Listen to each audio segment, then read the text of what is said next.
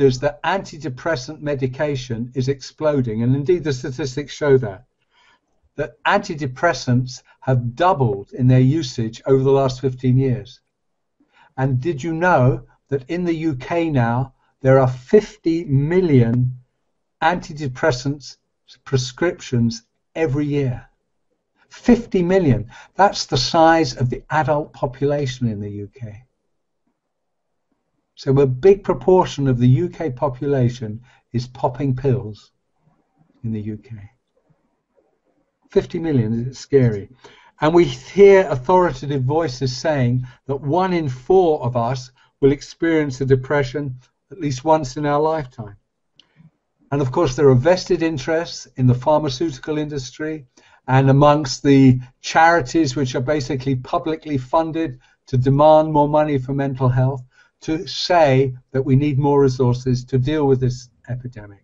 The hidden assumption, of course, is that with more resources, they would know what to do about it. But how possibly can it be an illness if the incidence of depression has doubled over the last 10 or 15 years? How can that be possible, that it's an illness? Okay, it can be a disability, like a twisted ankle. You know, if everybody... And it can be explained and understood in this way, but how can it possibly be?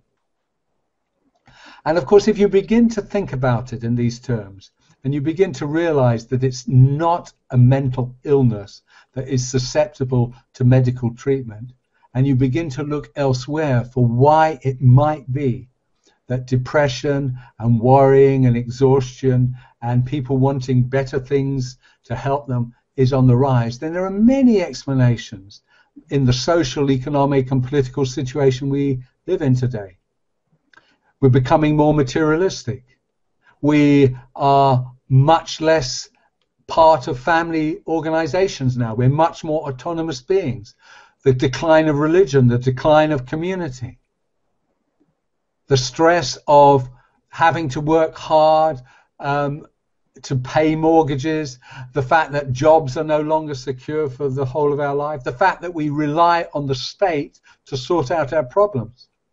So we've had these problems and we expect politicians to give us the answers. And any politician that stood up and says, well, actually, I don't have any answers, what do you think their chances that they would be elected next time? So there's plenty of explanations of why depression is rising. The UK is participating in this worldwide depression epidemic like every Western country in the world, in Western Europe, in North America, and so on and so forth. And of course, the pharmaceutical industry is more than willing to oblige in helping them attempt to deal with it, albeit unsuccessfully. To be honest, I have an instinct, I can't prove it, that this depression epidemic isn't nearly as great as it is said. And I would see it much more as just a feature of the age in which we live in. So you could go back 150 years, 200 years in the United Kingdom, and there would be very few middle-class households, but every middle-class household would have a servant. Now we have many more middle-class households. We don't have a servant, but every middle-class household will have a bedroom cabinet full of antidepressants.